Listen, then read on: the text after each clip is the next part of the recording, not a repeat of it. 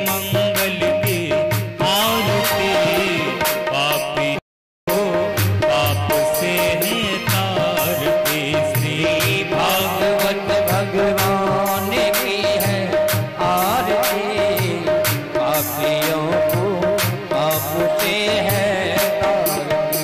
ये शांति गीत पावन पुनीत पापों को मिटाने वाला, हर दर्श कराने वाला। ये शांति गीत पावन पुनीत पापों को मिटाने वाला, हर दर्श कराने वाला। ये सुख करणी ये दुख हरणी, ये सुख करणी ये दुख हरणी। श्री मधुसूदन की आरती, पापियों को पाप से है तारती। श्री भागवत भगवान की है आरती, पापियों को पाप से है तारती। ये मधुर बोल जग पंथ खोल, सत मार्ग बताने वाला, बिगड़ी को बनाने वाला। मधुर बोल जग पंथ खोल, सत मार्ग बताने वाला, बिगड़ी को बनाने वाला। श्री राम यही घनश्याम यही, श्री राम यही घनश्याम यही। प्रभु की महिमा की आरती, पापियों को पाप से है तारती। श्री भागवत भगवान की है आरती, पापियों को पाप से है तारती। श्री भागवत भगवान की है आरती, पापियों को पाप से है तारती। भागवत भगवान की है आरती, पापियों को पाप से है तारती। पापियों को पाप से है तारती, पापियों को पाप से है तारती, पापियों को पाप से है तारती।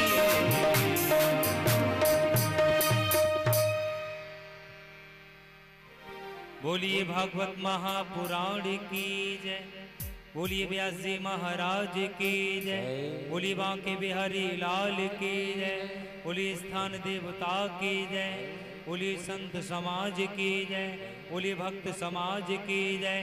जय जय श्री राधे। सभी भक्तजन अपने यथास्थान बैठ जाएंगे और परम पूज्य महाराज जी के श्री मुख से अमृतमयी कथा का रसोस्वादन करेंगे। जहां तक भी मेरी आवाज जा रही है, सभी श्रोता बंधुओं को पुनः सूचित किया जाता है कि श्रीमद् भागवत कथा शुभारंभ हो चुकी है। अतः सभी भक्तजन अपने अपने कार्यों से निवृत्त होकर कथा स्थल में आकर अमृतमयी कथा का रसोस्वादन करेंगे और धर्म लाभ उठाएंगे। श्री राधे। नारायण नारायण नारायण। स्वस्ति श्री गणेशाय नमः। देव्यै अंबिकाय नमः। देव्यै सरस्वत्यै नमः। श्रीमाते पितृचरणकमलेभ्यो नमः। गुरुचरणकमलेभ्यो नमः। स्थान देवताभ्यो नमः। वास्तु देवताभ्यो नमः। सर्वाभ्यो देवीभ्यो नमः। सर्वेभ्यो देवीभ्यो नमः। गंगाजलपीठेभ्यो नमः। योगिभ्यो नमः।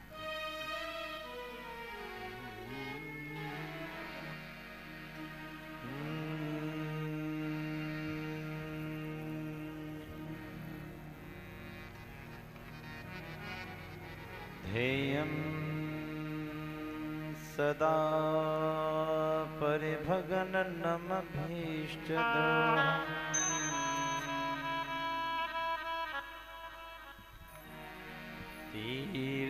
तीर्थास्पदं शिवविरञ्चन त्वं शरण्यम्।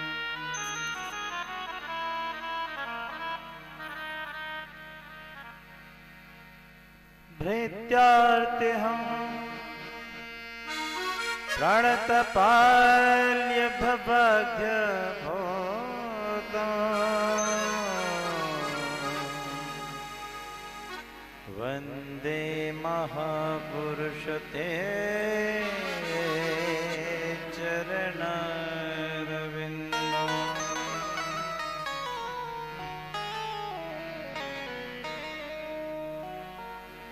वन्दे विदेह तनया पद पुंडरीकं कैशौर्य सौरभसमान्धितयोगि चित्तम् हन्तुं त्रितापमनिशम् मुनिहंस सेव्यं सन्मान सारि परिपीत पराग पुण्यं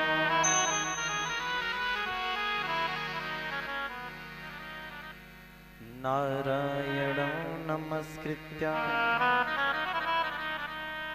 नरं चैव नरोत्तमम्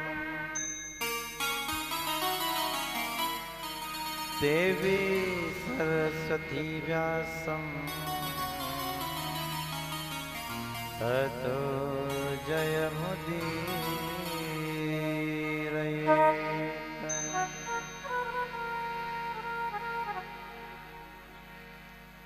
वन्दे विदेहतनया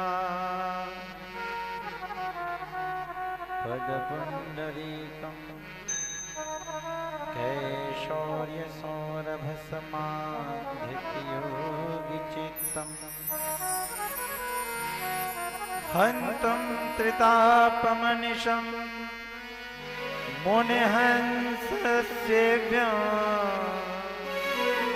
सन्मान सारि परिपीत पराग पुण्यम् वन्दे देव उमापतिं सुरगुरुं वन्दे जगत्कारणं वन्दे पन्नगभूषणं मृगधरं वन्दे पशूनां पतिम् वन्दे शूर्यशशाङ्कमणिनयनं वन्दे मुकुन्दप्रियं वन्दे भक्तजनाश्रयं च वरदं वन्दे शिवं शङ्करम् नमः पंकजनाभाय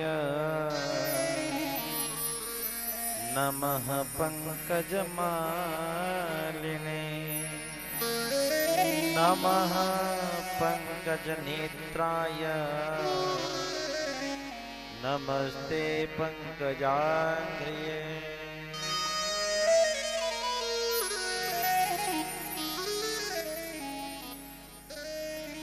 महावीर विनबो हनुमाना राम जास जसवापु बखाना और सो काज कठिन जग माही जो नहीं हो तात तुम पाही प्रविश्य नगर की जो सब काजा हृदय राखे कौशलपुर राजा।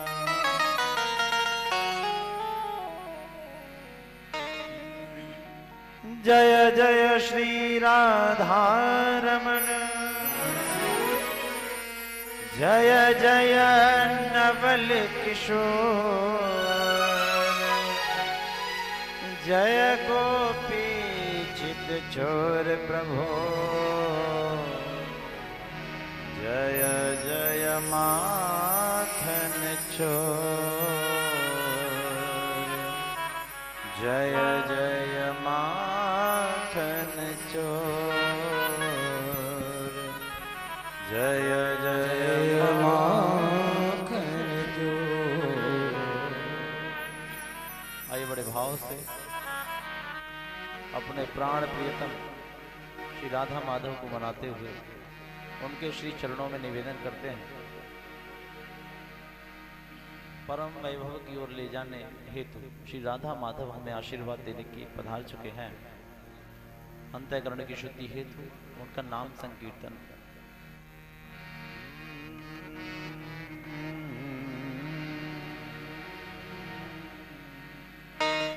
जय राधे राधे गोविंद गोविंद राधे, जय राधे राधे गोविंद गोविंद राधे, जय राधे राधे गोविंद गोविंद राधे, जय राधे राधे गोविंद गोविंद राधे, गोविंद राधे गोपाल राधे, गोविंद राधे गोपाल राधे, गोविंद राधे राधे गोपाल राधे, गोविंद राधे राधे गोपाल राधे, जय राधे राधे गोविंद गोविंद राधे, जय राधे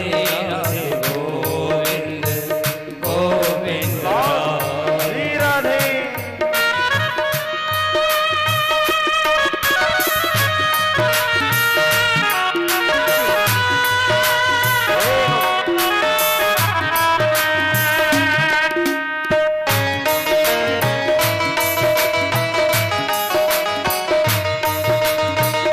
एक बार जोर से बोलो श्री राधे क्या।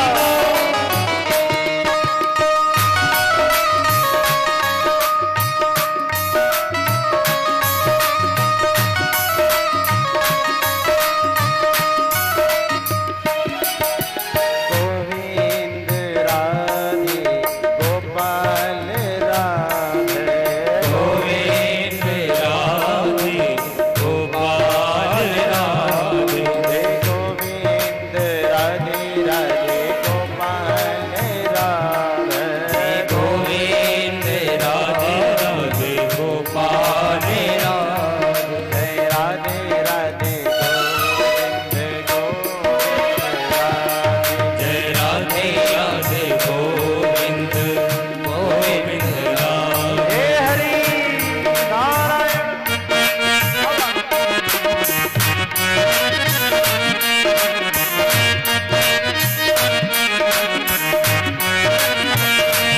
ऊपर जोर से बोलो, बाटे हरि लाल की, राधा रानी सरकार की जय।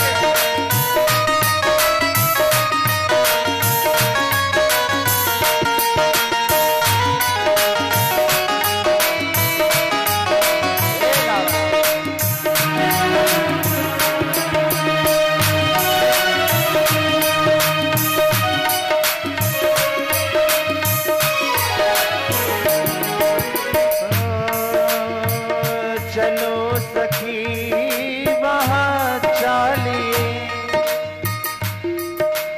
जहाँ मिले ब्रिजराज, हरि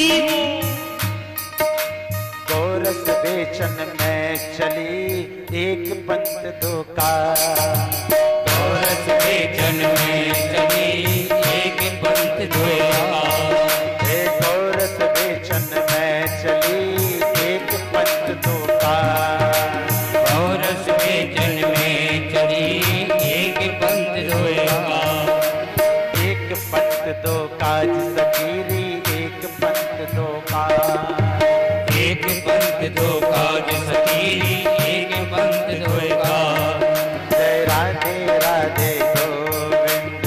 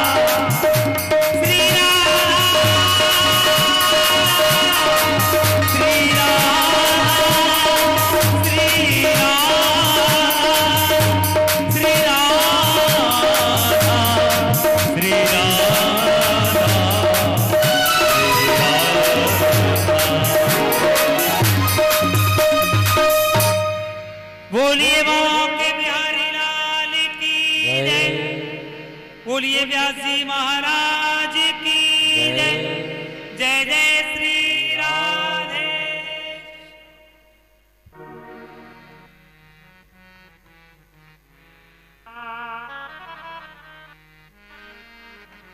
प्रियात्मज, भगवान नारायण की अकारण करुणा वरुणा ले, भक्त वांछित कल्पतरु, आप सभी की यह भुवन पावनी उपस्थिति, श्रद्धामयी मात्र शक्ति, आप सभी की यह भुवन पावनीय उपस्थिति सादर वंदनीय।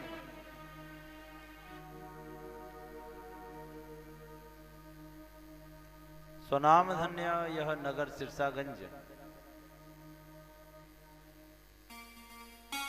उस पर भी पवित्रार्थ पवित्र स्थल, आप सभी देवतुल्य महान भूतों के आगमन से यह स्थल और पवित्र हुआ। उस पर भी आपकी यह उपस्थिति सादर पुनः वंदनीय है।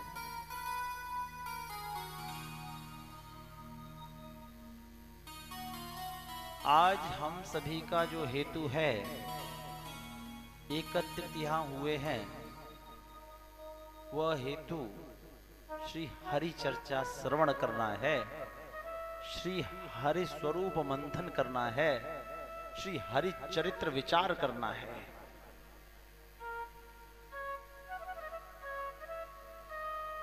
श्रीमद् भागवत महापुराण का यह पवित्र सानिध्य आप सभी को प्राप्त है। विश्व हिंदू परिषद के तत्वावधान में उसके स्थापना दिवस पर इस कथा का आयोजन किया गया है। कार्यकर्ता बंधुओं को हृदय से अभिनंदन। प्रथम दिवस की कथा प्रारंभ करते हैं। इस कथा का स्वरूप हम दर्शन करते हैं, इसके विचारों में डूबते हैं।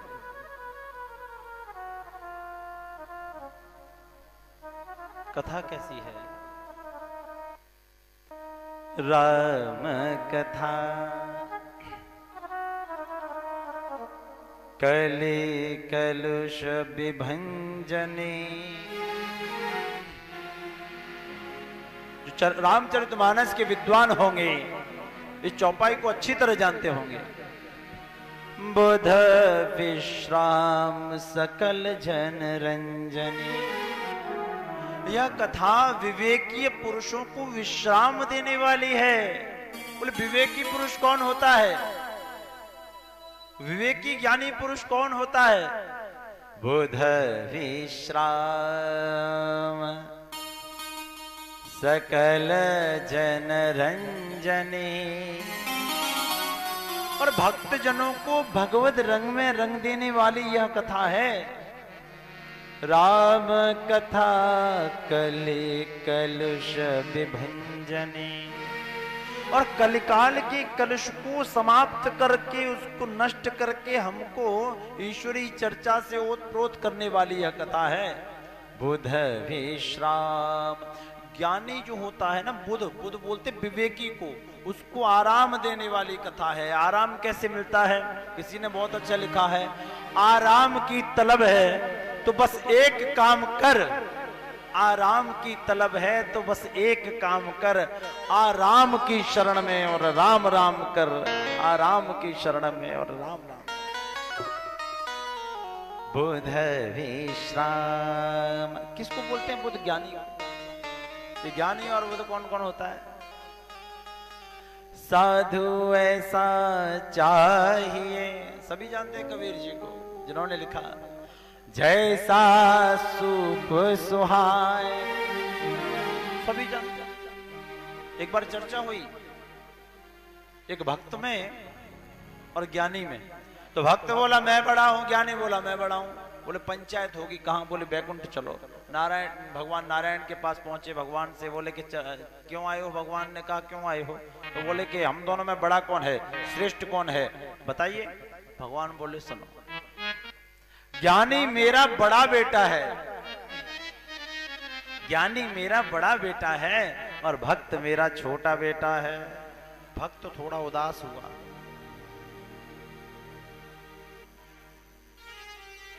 भगवान ने फिर दूसरी बात कही कि ज्ञानी मेरी आत्मा है। भक्त जैसे बोला ज्ञानी मेरी आत्मा है, भक्त के नेत्रों से जल बहा, रोने लगा और जाने लगा। भगवान ने कहा कहां जा रहे हो? बोलेगा अब तो मेरे यहाँ कोई, आपके यहाँ मेरा कोई स्थान नहीं है, मैं जा रहा हूं। क्यों? कि जब आत्मा सबसे बड़ी होती है, या आत्मा से बड़ा तो कुछ नहीं है, तो मुझे कुछ छोटा ही स्थान मिलेगा। मुझे अपनी औकात समझ में आ गई। भगवान बोले पूरी बात सुन के जाओ। ज्ञानी मेरी आत्मा है, लेकिन भक्त मेरा परमात्मा है। ज्ञानी मेरी सेवा करता है, मैं भक्त की सेवा करता हूं। बोलो राधे कृष्ण। बुध विश्राम सकल जन रंजनी, राम कथा कलि कलुष विभंजनी। कलिकाल के कलुष को समाप्त करके भगवत रंग में रंग देने वाली यह कथा है। और रंग भी दो प्रकार का होता है, एक तो राग का रंग, एक विराग का रंग। अब ये इच्छा इस संसार के जीवों की है कि राग के रंग में रंगेंगे या विराग के रंग में। बोलो राधे कृष्ण। राधे कृष्ण। एक बार बोलो राधे कृष्ण। राधे कृष्ण। यह रंग की बात है। तो कथा की चर्चा की गई। बोले कथा, भागवत का अर्थ क्या है, भागवत का मतलब क्या है? भागवत में किसी भी देव की वंदना नहीं की गई, किसी को प्रधानता नहीं दी गई। राम कथा में राम जी का वंदन है, वराह पुराण में वराह भगवान का वंदन है, स्कंद पुराण में स्कंद जी का वंदन है, देवी भागवत में देवी जी का वंदन है, शिव पुराण में शिव जी का वंदन है। लेकिन भागवत जी में किसी का वंदन नहीं है, क्योंकि भागवत परमहंसों की संहिता है। इस भागवत का मूल स्वरूप क्या है, इस भागवत का मूल अर्थ क्या है, इस भागवत का पूर्ण मूल क्या है, वो हमें जानना है। रामायण श्री रामचरितमानस हमें जीवन के बाद, जन्म लेने के बाद जीवन के आदर्श सिखाती है। लेकिन भागवत जी इसके बिल्कुल विपरीत है। वो जीवन के आदर्श नहीं, वो हमें मरना सिखाती है। और हकीकत यह है मेरे प्रिय बंधु कि हमें अभी तक मरना नहीं आया, और एक बार मरना आ गया ना तो दुनिया के चक्करों में 84 लाख योनियों में भटकना ही नहीं पड़ेगा। बोलो राधे कृष्ण। सत्यता यही है कि हमें मरना नहीं आया। व्यक्ति जीवन सुधारता है, जबकि उसको मृत्यु सुधारनी चाहिए। और मृत्यु एक बार उज्जवल हो गई ना, प्रत्येक क्षण मृत्यु को उज्जवल करो, नारायण हाथ पकड़ के खींच लेगा। बोलो राधे कृष्ण। क्योंकि परम सत्य होगा, परम वैभव होगा।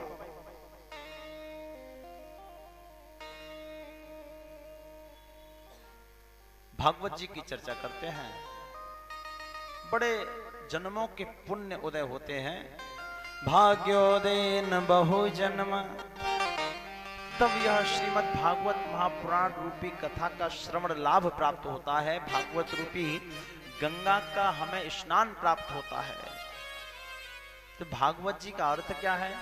अभी भागवत जी को खोला नहीं है। भागवत जी के ऊपर टाइटल लिखा है श्रीमद् भागवत महापुराण कथा। क्या लिखा है एक बार बोलो। आप नहीं बोलेंगे तो मैं भी नहीं बोल पाऊंगा, क्योंकि मैं कोई टेप रिकॉर्डर तो हूं नहीं, है ना। बोलो श्रीमद् भागवत महापुराण कथा। आइए श्रीमद् भागवत महापुराण कथा की यह व्याख्या सुनते हैं। श्री का अर्थ होता है लक्ष्मी। श्री का अर्थ क्या होता है? लक्ष्मी। और लक्ष्मी के दो वाहन होते हैं। एक तो होता है हाथी, एक होता है उल्लू। और हाथी पे आती है तो शांति प्रदान करती चली आती है, और ये उल्लू पे आती है तो उल्लू बना के चली जाती है। तो उल्लू वाली लक्ष्मी ज्यादा खराब है। श्री का अर्थ है लक्ष्मी। और लक्ष्मी जिसके पास होगी उसको मद यानी कि अहंकार में वो सराबोर हो जाता है, अहंकारी पुरुष हो जाता है। और जब अहंकारी होता है तब क्या होता है? स्थिति गंभीर। लक्ष्मी को छीनने की कोशिश करता है। अपनी तो है, दूसरी की को भी छीन लो। लेकिन लक्ष्मी का स्थान कुछ अलग होता है। लक्ष्मी किसके साथ जाएगी? लक्ष्मी उसके साथ जाएगी जिसने अभिमान का धनुष तोड़ा। और अभिमान का धनुष किसने तोड़ा? राम जी ने, और राम जी ने धनुष तोड़ा तो भगवान राम जी से सीता जी का वरण हुआ, रावण से वरण नहीं हुआ। तो रावण ने कहा कोई बात नहीं, तुम मत करो हमारा वरण, हम तुम्हारा हरण कर लेंगे, उसमें कौन सी बात है, हरण कर लेंगे। लेकिन गई रावण के घर भी, परंतु हुआ क्या, राम विमुख असहाल तुम्हारा, राम विमुख असहाय तुम्हारा, रहा न को कुल रोबने हारा।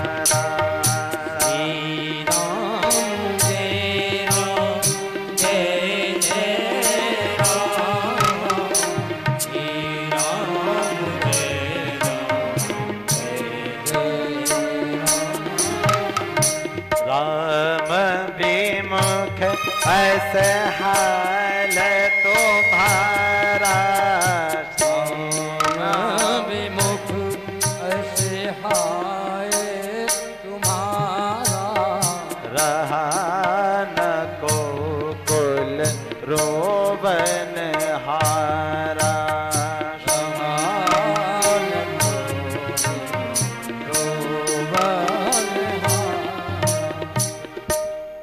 जिन्होंने राम जी से विमुख होकर लक्ष्मण की प्राप्ति करी, उसके कुल में कोई रोने वाला भी नहीं बचा।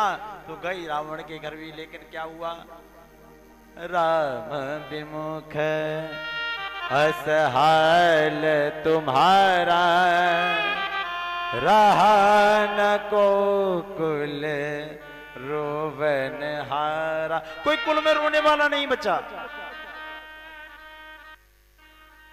भागवत का अर्थ भगवत भक्ता नाम चर्चा नाम यश सह, जिसमें भक्त और भगवान की चर्चा हो।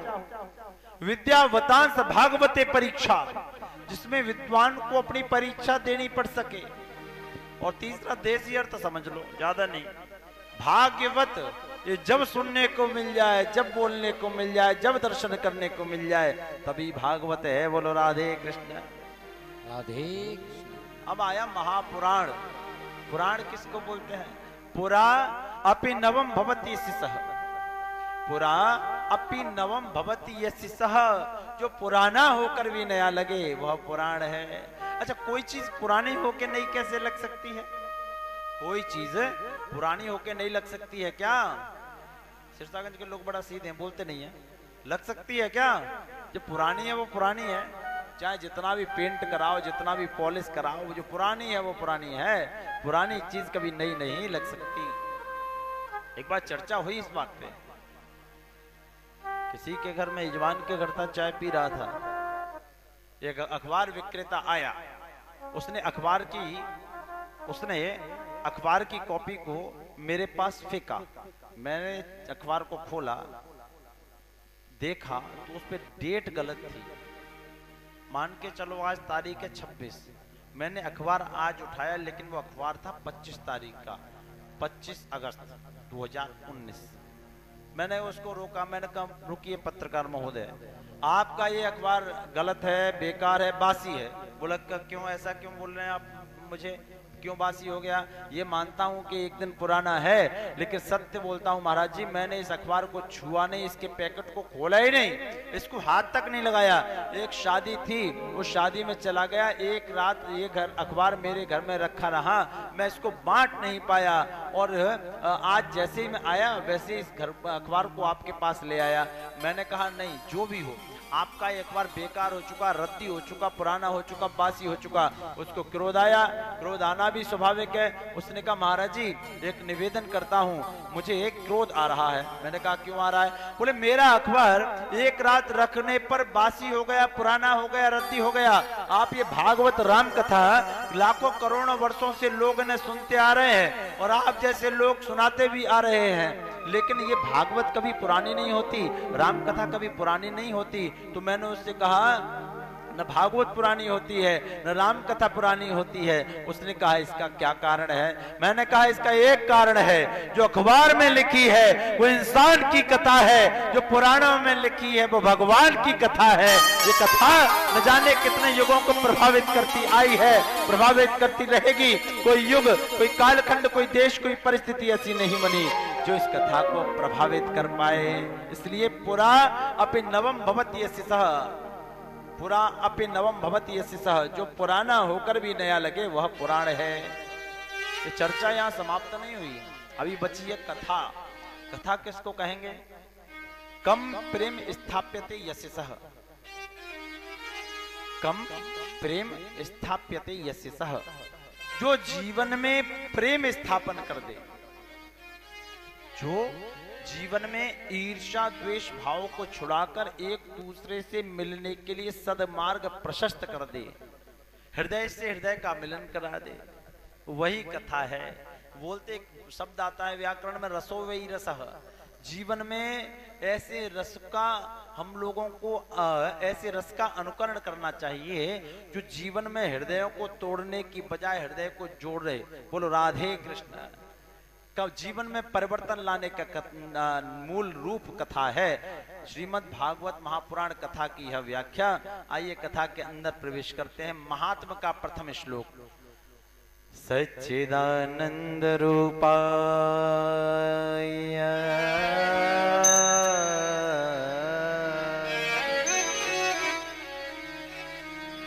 सच्चिदानंद रूपाय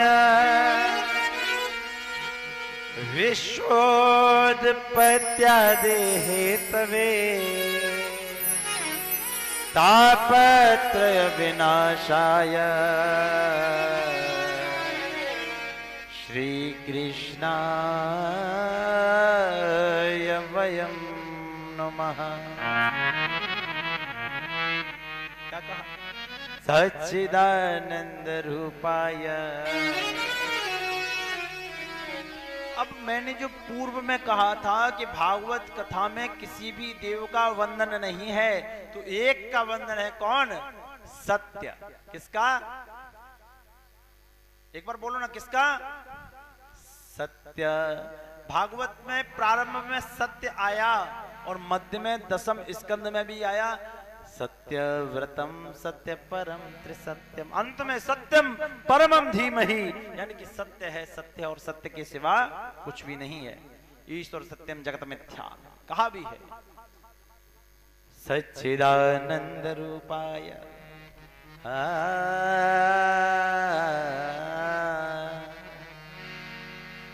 सच्चिदानंद रूपाय विश्वोत्पत्त्यादिहेतवे तापत्रय विनाशाय श्री कृष्णाय वयं नमः। सत्य की वंदना। ये सत्य क्या है? बहुत ध्यान से सुनने की, 2-3 दिन तक की कथा बहुत ध्यान से सुननी चाहिए। सत्य क्या है? जो पूर्व में था, मध्य में है और अंत में रहेगा। यानी कि सृष्टि से पहले था, अब है और सब कुछ लय हो जाएगा, समाप्त हो जाएगा, विश्राम स्थल में चला जाएगा, तब भी वही सत्य रहेगा। सच्चिदानंद। सत्य क्या है? कैसे बोलेंगे? जो अविनाशी है, अखंड, अवेद, सुवेद, अविनाशी, वो सत्य कहलाता है। चिद किसको बोलेंगे? चिद बोलते हैं परमात्मा के चैतन्य स्वरूप को।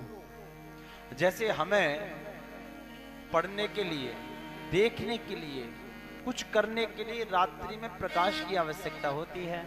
हम लाइट जलाते हैं, टॉर्च जलाते हैं, मोबाइल का फ्लैश जलाते हैं, कुछ भी जलाते हैं जिससे उजाला हो और हम देखें।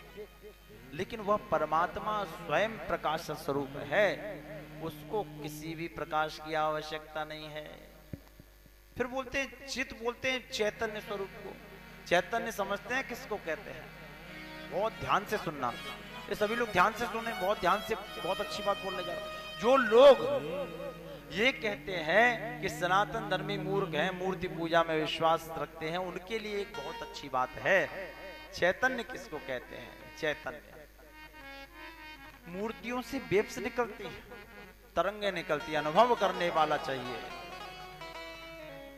ये सत्य नहीं होता तो पूरी जगन्नाथ का झंडा हमेशा उल्टी दिशा में नहीं बहता, उसी में फहराता है। वहां का भोग प्रसाद का भी आकलन क्या कहोगे, सबसे ऊपर का प्रसाद पक के पहले तैयार हो जाता है। सूर्य कुंड चक्र कुंड की बात हम क्या कहेंगे, क्या ये सत्य नहीं है? मेहंदीपुर बालाजी की उन ओतप्रोत घटनाओं को हम क्या कहेंगे, क्या ये सत्य नहीं है? उससे भी बड़ा वैभवशाली सत्य है कि मूर्तियों से तरंगे निकलती हैं। जो लोग कहते हैं मूर्ति पूजा नहीं करनी चाहिए, उनको कह देना, एकलव्य ने एक मिट्टी की मूर्ति बनाई थी, एकलव्य ने एक मिट्टी की मूर्ति बनाई थी।